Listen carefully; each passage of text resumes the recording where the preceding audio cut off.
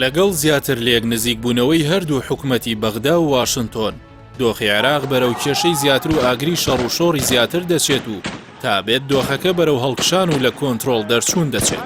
لە ماوەی چەند ڕۆژی ڕابردوو لە هەردوو پارێزگای زیقار و بەسرە بارگرژیەکان بەرەو لووتکە دەچن کە چەند چالاکوانێکی خۆپیشاندەران کوژراون جگەلەوەی ژمارەیەک هەوڵیش بۆ تیرۆری چالاکوانان دراوە.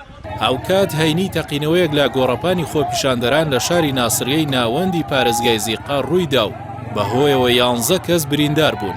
تیرۆرکردنی چالاکوانان ناڕەزایەتی گەورەی لای دەسەڵاتی حکومەتی عێراقی و هەروەها لە ئاسی ناوخۆ و دەرەوەشدا دروست کردووە. مستەفا کازمی سەرۆکوەزیرانی عێراق لە واشنتۆنەوە دوو بەرپرسی ئەمنی لە بەسرە دوور خستەوە. خۆپیشاندەرانیش لە کاردانەوەدا دوێنێ خۆپیشاندانێکی گەورەیان لە بەسرە ساز کرد و چوونە سەر نووسینگەی پەرلەمانی عێراق و ئاگریان تێبەردا و داوای گۆڕینی پارێزگاری شارەکەیان دەکەن کە لە چەند ڕۆژی ڕابردوودا دوو چالاکوان لەلایەن چەکدارانی نەناسراوە کوژراون و 3 چالاکوانی دیکەش بریندار کراون.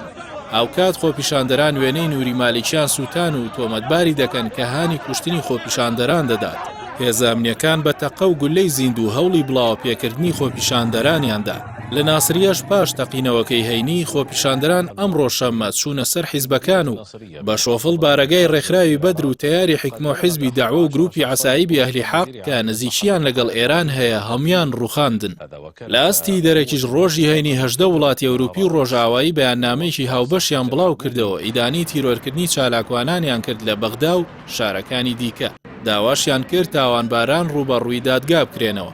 ئەو وڵاتانە خۆشحاڵیان نیشانداوە بەرامبەر بەو پەیمانەی کە کازمی داوێتی کە بریتیە لە کۆتاییهێنان بە بێسەروبەری و سزادانی ئەو کەسانی لە پشت هێرشەکانەوەن.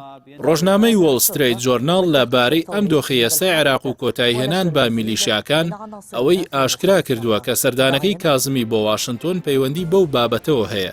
باز لەوەش دەکات کە سەرۆکوەزیرانی عێراق دەتوانێت کۆتایی بەو دۆخە و دەسەڵاتی داعش و میلیشیاکانیش بێنێت ئەگەر لەلایەن ئەمریکا و بەباشی پشتیوانی لێ بکرێت.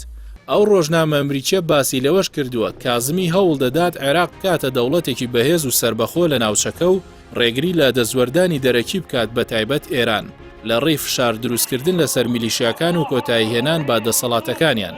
لە ئێستاشدا دوای 1 ساڵ لە دەستپێکردنی خۆپیشاندان و ناڕەزایەتیەکانی عێراق دەتوانین بڵین دۆخەکە لە بەردەم دووڕیاندایە. لە نێوان چارەسەر و گێڕانەوەی عێراق بۆ ئاشتی و ئارامی یان نقمبوون لە ململانی زیاتری تایفی و مانەوەی بۆ چەندین دەیە بەم دۆخە و خراپتریش.